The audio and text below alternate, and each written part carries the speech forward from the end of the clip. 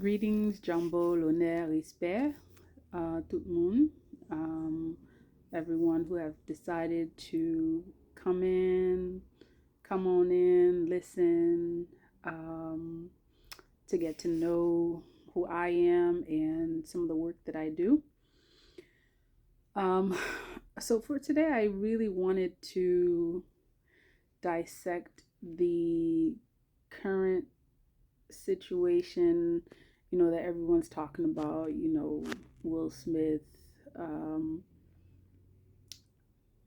you know, insulting, or what appeared to be him insulting Chris Rock.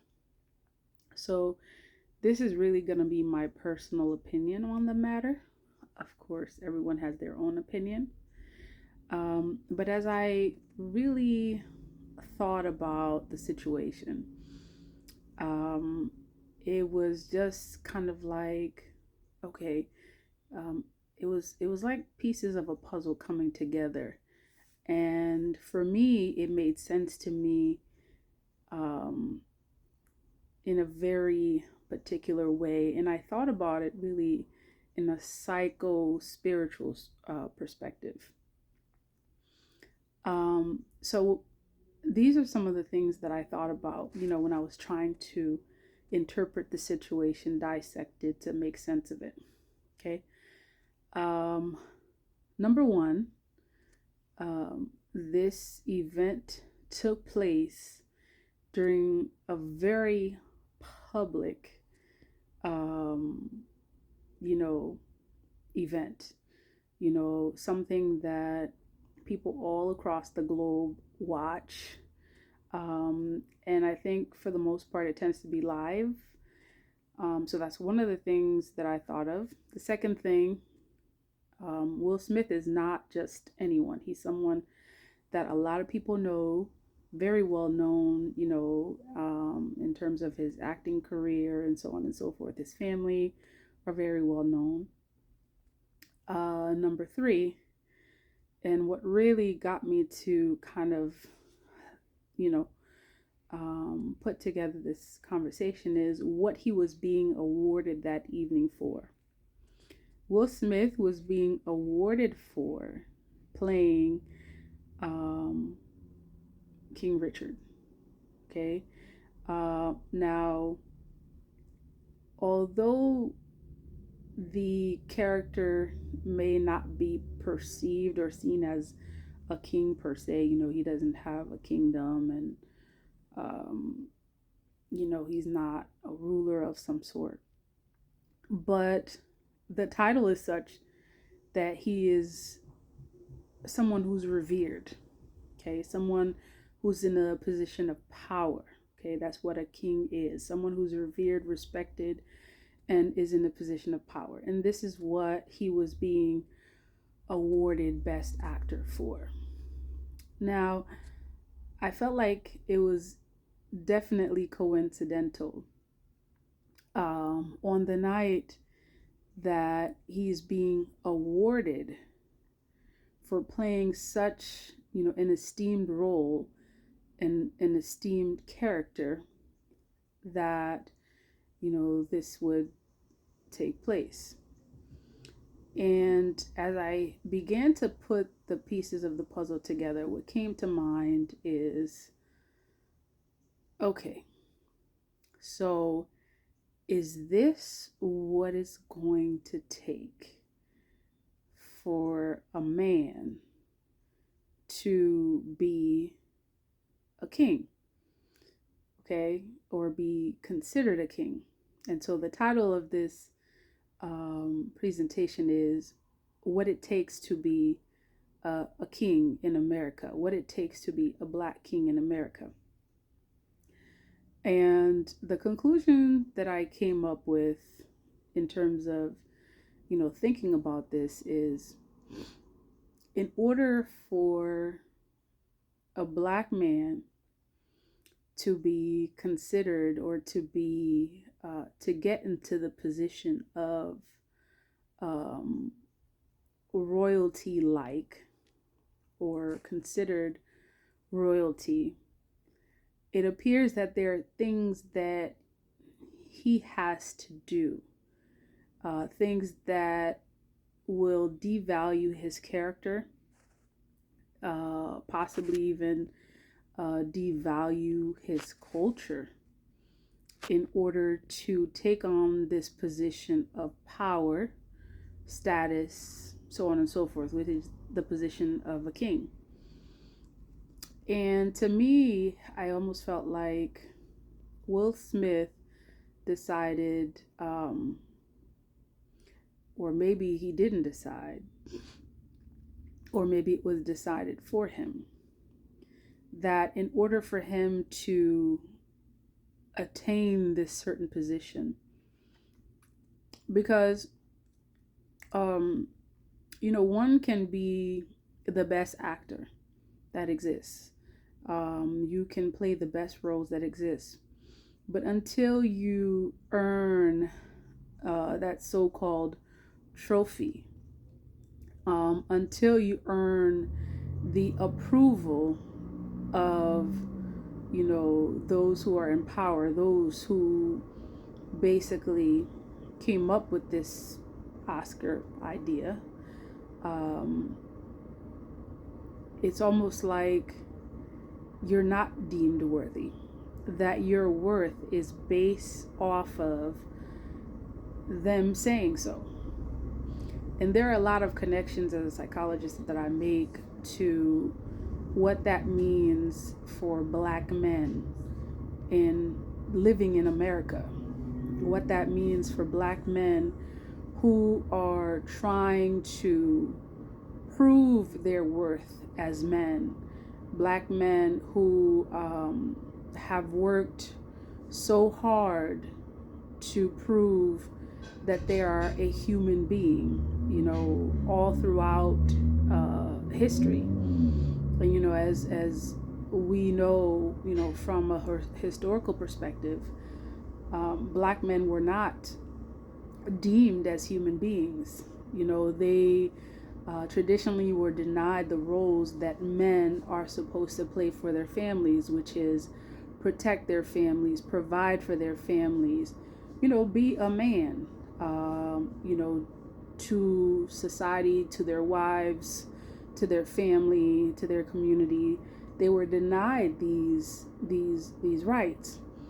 And so nowadays, what tends to happen is, many men, it is in my personal opinion, that the historical effects of having been denied those, manly rights are now playing themselves out in society today. So you have a lot of men out there, a lot of Black men out there, who sometimes have the best intentions, but are also willing to give up, it seems, a part of themselves to gain status, to gain financial status, to gain the respect that they've always been denied. And so they are willing to do things that I want to say outside of their character. They're willing to do things that they would normally not deem as self things that that are uplifting their value. They're willing to do those things in order to gain access, in order to gain entrance into these supposed societal clubs, if you will, for the sake of gaining status, financial status, wealth, power, so on and so forth. And and on one hand, I want to say that I'm not, judging, those men.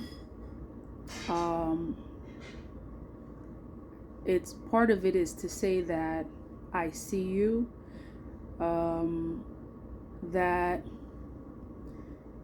I see what you have had to go through as a man traditionally, having been denied so many of your humane, manly rights. Um,